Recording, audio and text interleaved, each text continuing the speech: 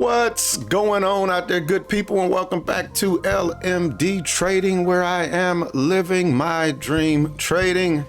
Happy Juneteenth Day to those people out there that celebrate Juneteenth Day with me as I sit down to get another daily recap out of the way.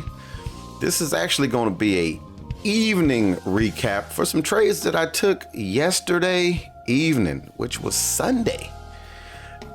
That is the beauty of futures. The futures market is open pretty much what seems like all the time. So while the market is closed for Juneteenth weekend, the futures opened up yesterday at 6 o'clock in the evening, and they are still going. But I don't foresee myself taking any trades this morning, so I want to go ahead and get this recap out of the way. Hopefully I will stay disciplined and I won't take any trades, primarily because I need to be out in that shop working on some orders. So let's go ahead, let's jump on over into TRADERVUE to look at the details on this, and then we'll review the trades inside of NinjaTrader.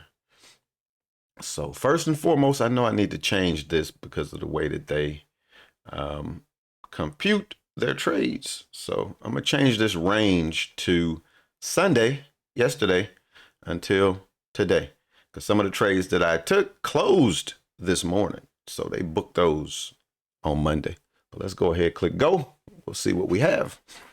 So we are reviewing trades for June 18th, June 19th. Took 7 trades. Gross P&L $73.75. We paid $19.14 in commissions, and we made $54.61. We made $129. We gave back $55.25 on 2 losing trades. Wins to losses, we were batting at 71% with a losing of 28%. Let's go ahead and take a look at the P&L history with the fees included. You see, we started off red, and then we got green, and then we went down big red, and then we made that back up. And then we closed out green, 54.61. This should have been a better number, but the market pump faked us quite a few times. For those people that watch football, y'all know what that pump fake is. Let's go ahead and come on down, look at the trades real quick, and then we'll get over into NinjaTrader. So that was that first trade. You see, we were up. Second trade, I gave back half of what we made in the first trade. Third trade, I gave back all of what we made in the first trade plus some. Next trade, this is a combined trade. If you notice, the times are identical. Trade time is identical. This is something that NinjaTrader and TRADERVUE does. I've seen it in forums that people talk about because it skews their data. It makes it look like they took more trades than they really did. So really, I only took 6 trades, if you think about it. They split this into 2 trades, but lost $44 on this one, came back, made $79 on the next one. So almost 2 to 1 on what we had lost that time. Basically a flat trade right here. And then $27.50. You'll look at that and say $27.50. Yeah, that's not that much. We'll look at that one and see what the actual R was that we made on that. Let's go ahead. Let's jump on right into the charts. And I am not going to worry about the first 2 trades that I took, which was Sunday evening. We'll get started on the MNQ trades, which was the $44 loser, and then the winners, and then we'll go to MES. So we're going to start off on the upper right chart, which is the 2-minute chart for the 2-minute chart for MNQ. I'm gonna go ahead and blow that one up. And that way we get the bigger picture. So M&Q coming into the market. We're in this nice uptrend, and I'm gonna have to go back. I'm gonna shrink this one just for a minute so you can kind of see the entire picture of what I'm seeing when I'm trading. So in an uptrend, we're looking good. It's right at the hourly 50. It's breaking over it. It's pulling back down. It breaks over it, comes back, and I get in right here. And I'm buying into this top and tail. One thing about this trade, when we break the hourly 50, we need to see the break and the retest to go higher. I don't get the retest. I just get the break. So I'm in right here. I give this good room though. My stop is down below VWAP. So let's keep it moving. We see that it does not get the retest, kind of rolls over, uses the slow moving average. So our second line of defense. First line is the fast. Slow moving average is the second one, and VWAP would be the third one. So we get a little support, comes back up above the 50. When this does not break it and go, I should be cutting this trade around here for whatever this loss is going to be. And then if it does do it later on in the evening, go ahead, reevaluate. But I don't. This thing rolls over. It breaks the first, the second, and now it's breaking that third line of defense, and I'm out of the trade. Stop out, losing $40. Once this breaks this, now the reason that I wanted to come back and show you both of these charts is because on the 2 minute, the fast is above the slow. We're in what I consider a bullish trend on the 2 minute chart. But let's look at the 15-minute chart. 15, you have the fast below the slow. This is a bearish trend. So on the 15-minute time frame, the higher time frame, we're in a bearish trend. Let's take a peek at the 5-minute real quick just to see where the 5 was at. So we were getting in right here. On the 5, we were in a bullish trend. So the 2 minute and the 5 minute had us in a bullish trend. 15 had us in that bearish trend. You have to go with a higher time frame. So you could just keep working your way back. That was bullish. That was bullish. This is bearish. We're going to roll with the bearish time frame for the bigger picture move. So this rolls over. Now look at the fast moving average. It is below the slow moving average. So guess what I do? This trade, I was in 2 contracts. When this breaks VWAP, this is giving confirmation that the 15-minute chart is right and we going back downhill. So I grabbed 4 contracts. And this thing does exactly what I want it to do. And I grabbed 4. It's kind of two reasons. One, the stop is very tight. It's tighter than what was on that previous trade. This one here, stop is going to be right here. So I'm not giving it all of the room that I had to give it with the 2 contracts. Risk is still the same. Risk is still the same. But I get in, this thing makes the nice move, what I wanted to see. And once it does this, I start bar by barring. So this candle closes, stops there. This candle closes, stop there. These candles close. I give it a little room and I don't put it right on the top of them. And this is the pump fake. This thing comes like it's about to ramp back up. Boom, tags me, stops me out. And then the market says, nope, we're going to continue lower. Boom, drops down. Let's look. If I had kept my stop right on top of that candle, I would not have stopped out. And I would have been able to capture the rest of this move. Let's see. 273. This thing comes down to 263. $2 a point, 10 points, that's $20. I had 4 contracts. That was another $80 in this trade. Now, I would not have captured all of that. We know that. Would not have captured all of that, but that was what was left in that move. So that was MNQ. Let's go ahead. Let's take a peek at MES real quick over here on the left upper chart. I'm trying to blow these up just a little bit, make it a little easier to see. So MES, choppy. It's just chopping around, and then we get this big drop, boom, out of nowhere. Look at the volume. Look at the volume up until this candle. This is what live traders calls the volume spike. You get this bottoming tail on volume, on almost 5 times the volume that had been trading the previous candles. I want to be a part of this trade. So I look, highlight that candle. This candle is only 1.5 points. That's like $7.50.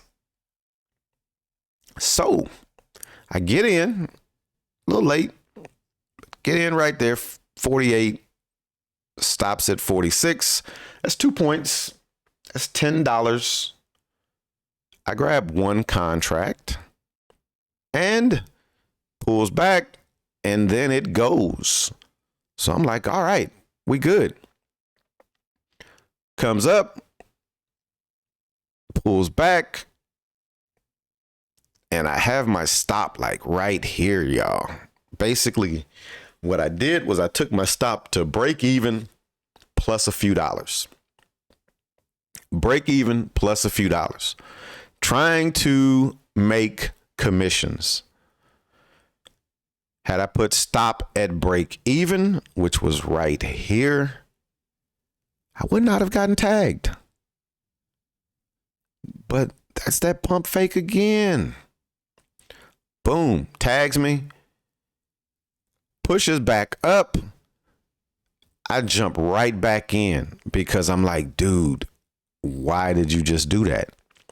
I get in when it breaks the high of this candle. Now, this is a typical trade. It breaks the high of that candle. I can put the stop below that. Let's highlight that candle. It's not going to show me because now it is, because the price is in that candle, it adds an extra column. So I'm trying to see what the range of that candle was. Let's see. Still didn't give it enough room. Man. There we go. Range of that candle is 0.75. It's not even a full point. So $5 a point, 1 point, $5. I buy 2 contracts. I'm risking $10. And boom, we get the move I'm looking for. First area of concern, previous day's low. We bust on through it. Second area of concern, VWAP. Boom, we bust straight through it. Now, the major area of concern, this is why you see this on all of my charts, the hourly 50 moving average. Remember on MNQ, we could not get the break and retest to go higher. Look at what it does. Tries to break it. It finally does. Gets to retest. It fails. First line of defense doesn't hold. Second line of defense and the third line of defense is right there. They hold. They push it back over the 50. Okay, let's get that break and retest. Nope. It fails. I take my stop and I move it up. Now, by this time, remember, we're risking $10. We're risking $10. I'm up 5R. I'm up $50 at this point. I could have got out of this trade up here and I would have made 5R, would have made $50. But I'm trying to see the big move. Pulls back down, and now it's like 2 something in the morning, 2:30. I done been out throwing bags at the airport since 8 o'clock. I had just walked in the house. I just get out of the trade and basically lock in 3R on the trade. Basically lock in 3R. Look at what this thing does. Chops around, pulls back, catches support after it has failed our third area, our third line of defense. Catches support off of previous day's close. Off to the races. Straight up to previous day's close. This is where I had my target at when I was in the trade, y'all. This is where I had my target at when I was in the trade. So let's look at this real quick. I got out, call it 52. Up there, it's 57. That's 5 points, $5 a point, $25. I had 2 contracts. That was $50. That was $50 right there, y'all. But no harm, no foul. And let's see where we're at right now. When I sat down to do this video, this was over here. I should have mentioned it because I looked at this and I said, this is a nice W forming. If this can break the high of this, we are going back higher and we can possibly see previous day's low. And look at what we have. We have that nice W. If you remember, when we first started this, we had a bottom and tail on volume. This one is not as clean as the first one because we do have this little wick, this little, I call that indecision. That's why I got this pullback. Plus, it had to break through these 2 areas of moving averages. Comes back, but we get a good move. If this can break the high of that, and this is dead now because it broke the low of that candle. I was going to say, if this would have held and not broken the low, and we could have got the break of this candle, we possibly could have seen that push back up. When this breaks the low of that candle, I'm not interested in this trade no more. So I'm gonna go ahead and wrap this one up. And like I said, I don't see myself taking any more trades today. I'm gonna lock this little small green day of trading on a day that really should not have been a day of trading because the market is technically closed. But it is what it is. But thanks for checking me out as always. If you hadn't hit that like button already, now would be an excellent time. If this is your first time checking me out, second or third, and you haven't hit that subscribe button, now would be an excellent time to do that as well. And as always, we can continue the conversation in the comments. I am working on a new swing strategy. I don't want to put it out there yet because I kind of want to test it this week. But doing some back testing this weekend, the results look promising.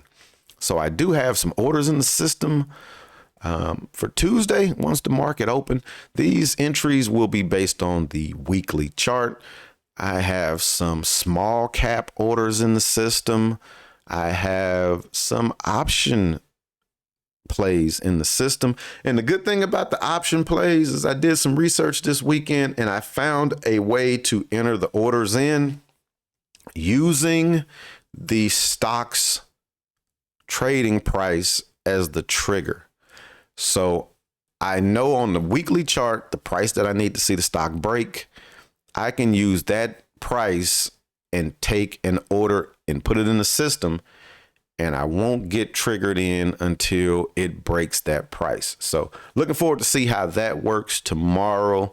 In the morning, I'll kind of reevaluate those orders prior to the market opening. And if things don't look good, I could just click and cancel the orders out. But if everything is looking good, we're going to roll with it.